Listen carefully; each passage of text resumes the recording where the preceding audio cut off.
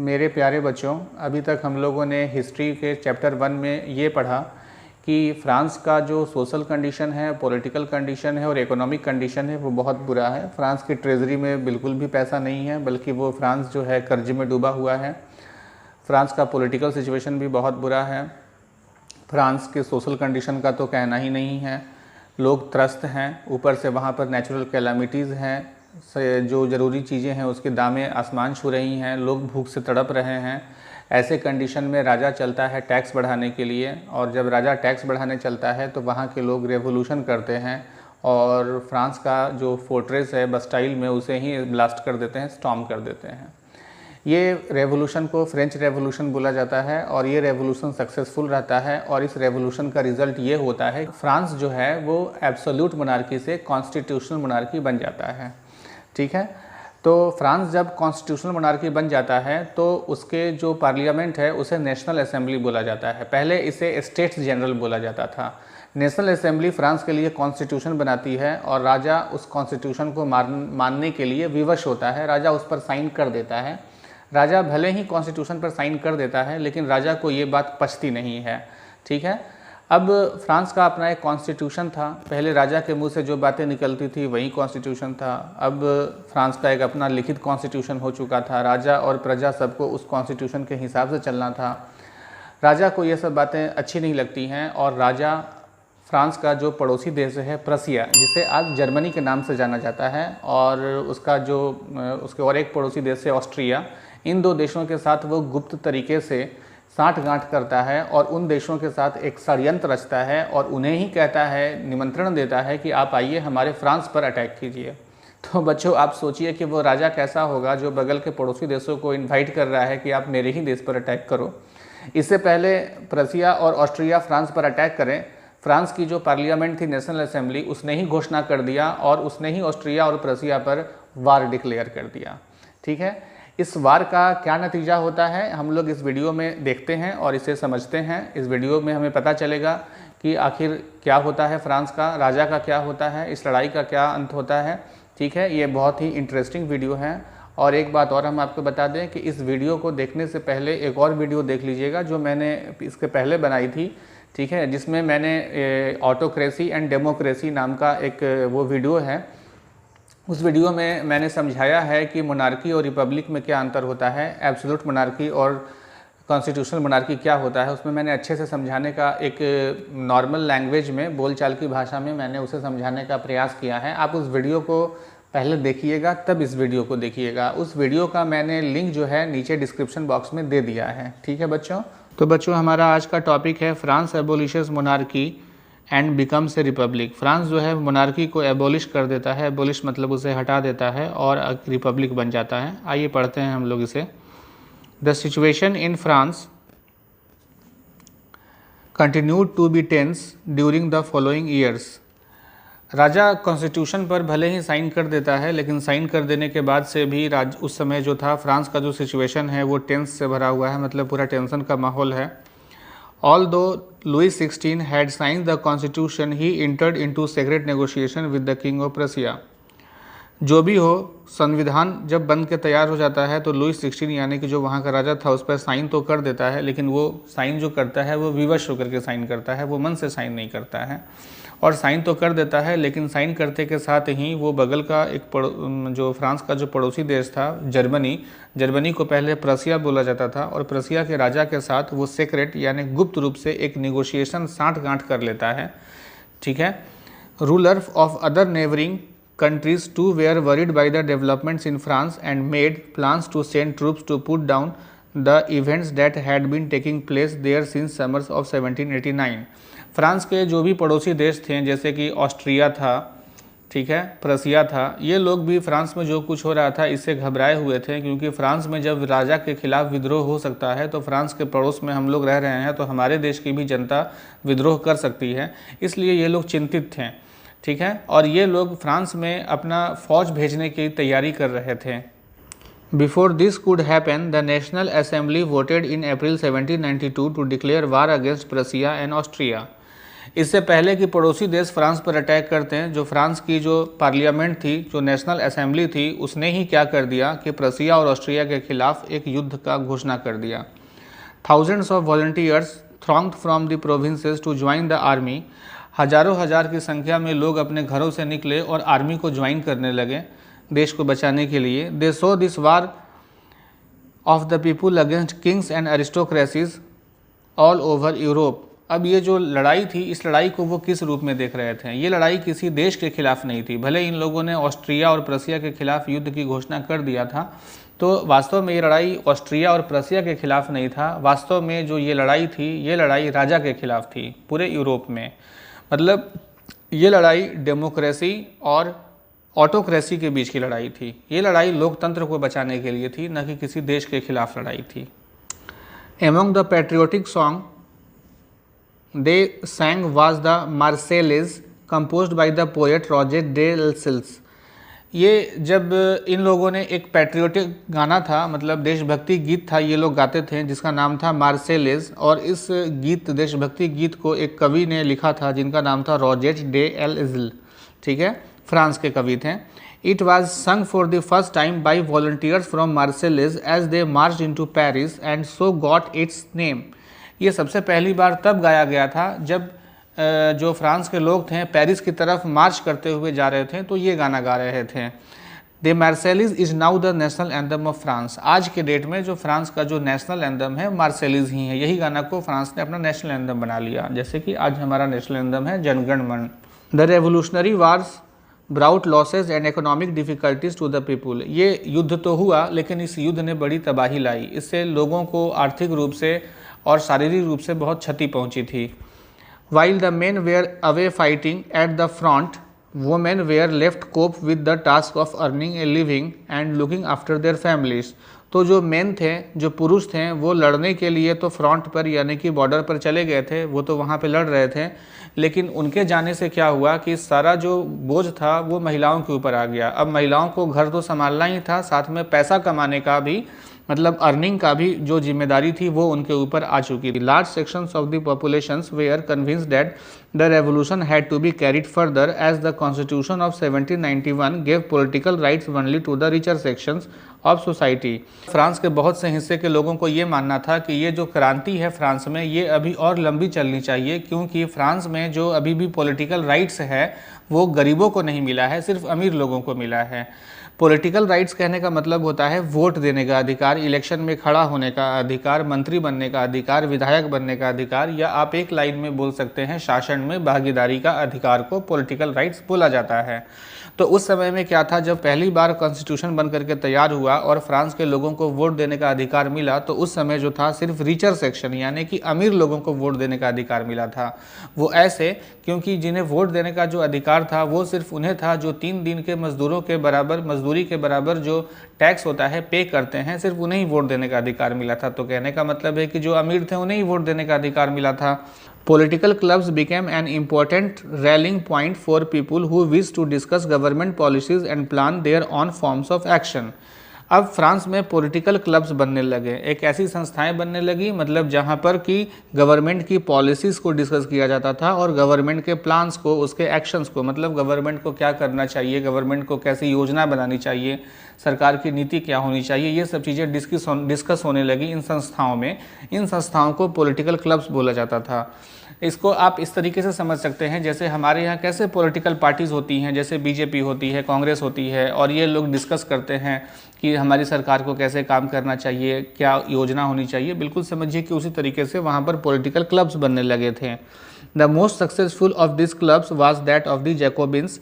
और इन बहुत सारे जो क्लब्स बने थे, इन क्लब्स में से जो सबसे प्रसिद्ध और सबसे सफल क्लब जो था उसका नाम था Jacobin club, which got its name from the former convent of saint Jacob in Paris. Convent का मतलब होता है एक ऐसी बिल्डिंग जो किसी धार्मिक काम में लाया जाता हो, और एक पेरिस में एक ऐसा ही कॉन्वेंट था, और उस कॉन्वेंट के जो इंचार्ज थे उनका नाम था सेंट जैकोब। एक संत थे, एक जो धार्मिक संत थे, तो उन्हीं की ये बिल्डिंग थी, उन्हीं के नाम पर ये क्लब रखा गया था, Jacobin club. Women too who had been active throughout this period form their own clubs, महिलाओं ने भी अपना एक अलग क्लब बना रखा था।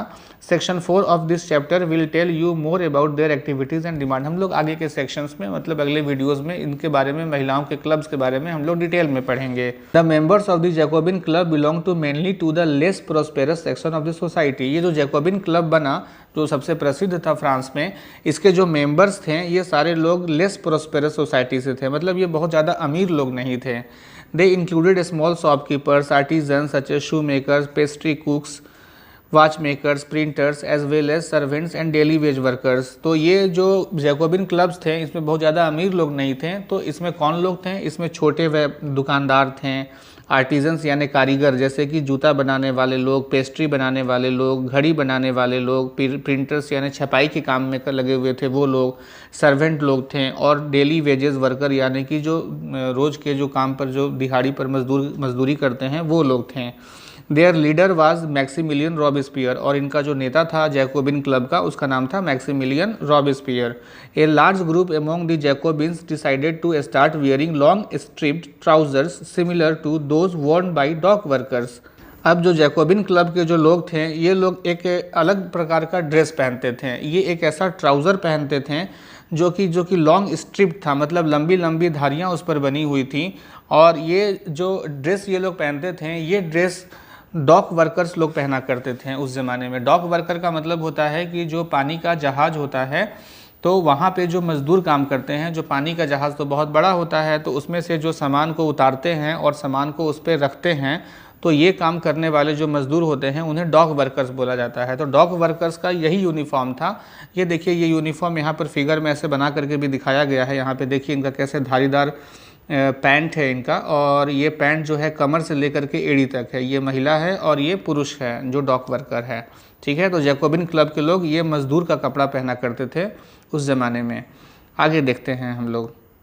This was to set themselves apart from fashionable sections of the society, specially nobles who wore knee breaches, ठीक है।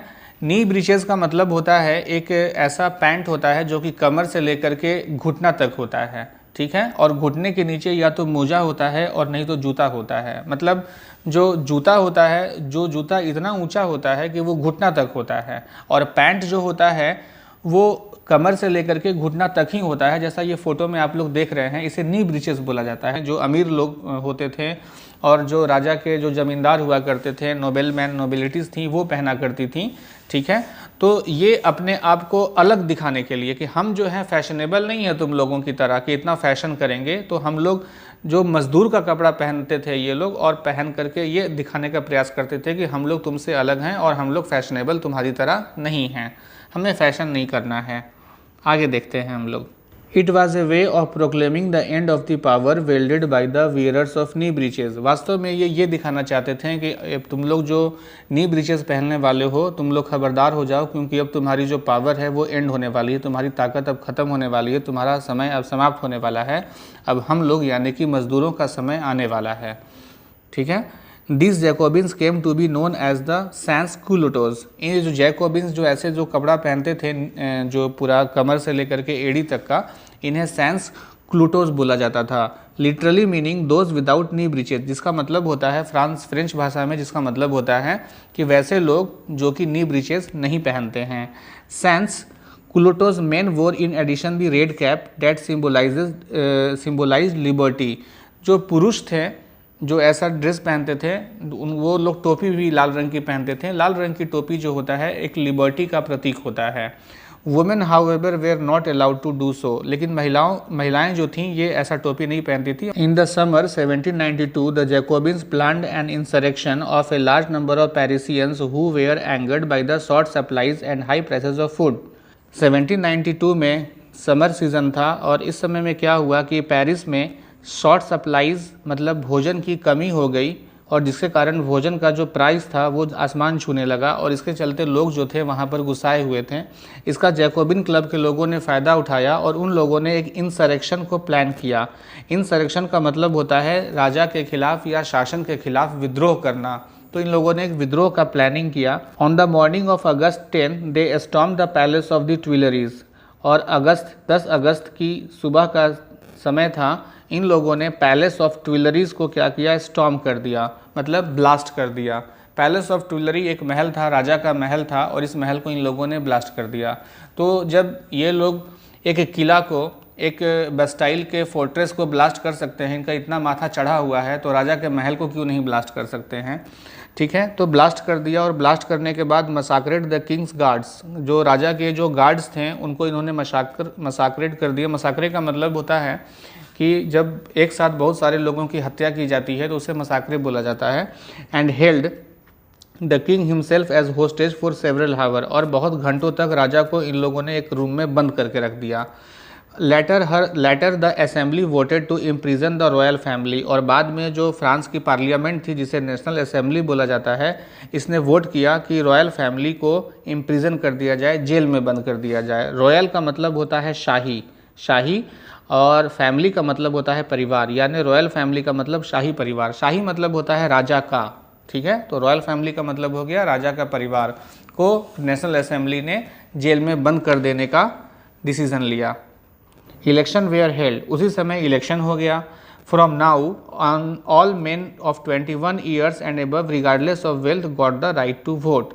और इस बार क्या हुआ कि इलेक्शन देने वाले जो लोग थे उनमें कुछ चेंजेस किया गया। पहले क्या था कि जो 25 साल से ज़्यादा उम्र के लोग थे उन्हें ही वोट देने का अधिकार दिया जाएगा, और वही लोग 25 साल से ज़्यादा की उम्र भी होनी चाहिए, और साथ में वही लोग वोट देंगे जो कम से कम 3 दिन के मजदूर के मजदूरी के बराबर के टैक्स पे करते हैं, उन्हें ही वोट दिया जाने का मतलब राइट मिला था। लेकिन इसको घटा दिया गया, अब 25 से 21 साल कर दिया गया। अब 21 साल से ज़्यादा उम्र का आदमी भी वोट दे सकता है। और वो जो एक इशू था कि जो 3 दिन के मजदूरी के बराबर टैक्स देगा, उसे भी हटा दिया गया था। मतलब आप टैक्स दीजिए या नहीं दीजिए, आपके पास पैसा है नहीं है, उससे कोई लेना देना नहीं है। अगर आप 21 साल से ज़्यादा उम्र के हैं, पुरुष हैं, तो आपको वोट देने का अधिकार दिया जा चुका था। आगे देखते हैं हम लोग।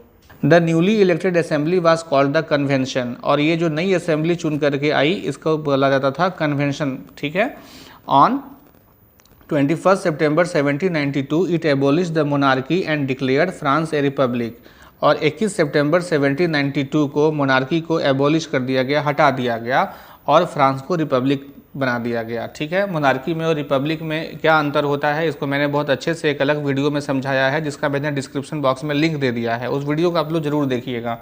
ठीक है, as you know a republic is a form of government where the people elect the government including the head of the country. तो आप जैसा कि जानते हैं, रिपब्लिक एक ऐसा सिस्टम होता है जहां पर लोग अपनी सरकार, हेड ऑफ द गवर्नमेंट को या हेड ऑफ द कंट्री को खुद चुनते हैं। ठीक है, वो कोई राजा नहीं होता है, उसे रिपब्लिक बोला जाता है। आगे देखते हैं हम लोग। There is no hereditary monarchy, तो जो रिपब्लिक में हेरिडिटरी सिस्टम नहीं होता है। हेरिडिटरी को हिंदी में बोलते हैं वंशानुगत, मतलब एक ही वंश का आदमी रूलर बनेगा, राजा बनेगा। जैसे अगर हम राजा हैं तो मेरे बाद कौन राजा बनेगा, जो मेरे ही वंश का आदमी होना चाहिए, मेरा भतीजा, मेरा बेटा, ये लोग होने चाहिए, मेरा भाई, यही राजा बनेगा। इस सिस्टम को बोलते हैं हेरिडिटरी मोनार्की। ठीक है, तब ये हेरिडिटरी मोनार्की खत्म हो चुका था, अब वहाँ पे रिपब्लिक आ चुका था। You can try and find out about some other countries that are republics and investigate when and how they became so। ये एक होमवर्क दे रहा है आप लोगों को, और हम भी आप लोगों को होमवर्क दे रहे हैं कि आप लोग पता कीजिए कि और किन किन देशों में रिपब्लिक है, और ये भी पता कीजिए कि वहाँ पर क्यों और कैसे कब रिपब्लिक बन गया। ठीक है, एग्जाम्पल एक हम ही आपको बता देते हैं कि हमारा भारत भी एक रिपब्लिक है, ये क्यों बना, कैसे बना, इसको आप रीज़न ढूंढिए। पाकिस्तान भी एक रिपब्लिक है, अमेरिका भी रिपब्लिक है, बांग्लादेश भी रिपब्लिक है, और श्रीलंका भी एक रिपब्लिक है। ठीक है, चलिए, स्विट्ज़रलैंड रिपब्लिक नहीं है, स्विट्ज़रलैंड में मोनार्की है, जापान में मोनार्की है। तो इतने सारे एग्जांपल्स तो मैंने ही आप लोगों को बता दिए, बाकी आप लोग स्वयं पता कीजिए। Louis 16 was sentenced to death by a court on the charge of treason. Sentence का मतलब होता है दंड या सजा भी इसका मतलब होता है, और चार्ज का मतलब होता है आरोप, और ट्रेजन का मतलब होता है देश से गद्दारी यानी कि देशद्रोह। ठीक है, तो इस लाइन का ये मतलब हुआ कि ट्रेजन यानी कि देश से गद्दारी के आरोप में राजा को, लुई 16 को मौत की सज़ा सुनाई गई एक कोर्ट के द्वारा। On 21 January 1793 he was executed publicly at the Place de la Concorde. ये एक जगह का नाम है, डे ला कॉनकोर्ड, फ्रांस में, और 21 जनवरी 1793 को राजा को पब्लिकली यानी सबके सामने में एग्जीक्यूट कर दिया गया। एग्जीक्यूट का मतलब होता है उसे उसकी हत्या कर दी गई। ठीक है, कानूनी रूप से अगर किसी को मारा जाता है, किसी की हत्या की जाती है तो फिर उसे एग्जीक्यूट बोला जाता है। ठीक है, तो इस तरीके से राजा को सबके सामने में उसको मार दिया गया। The queen Marie Antoinette met with the same fate shortly after. और राजा की जो क्वीन थी, जो उसकी रानी थी जिसका नाम था मैरी एंटोइनेटे, उसको भी कुछ दिनों के बाद उसका भी यही नसीब में था, उसे भी मार दिया गया। ठीक है बच्चों, आज के लिए इतना ही। Thank you.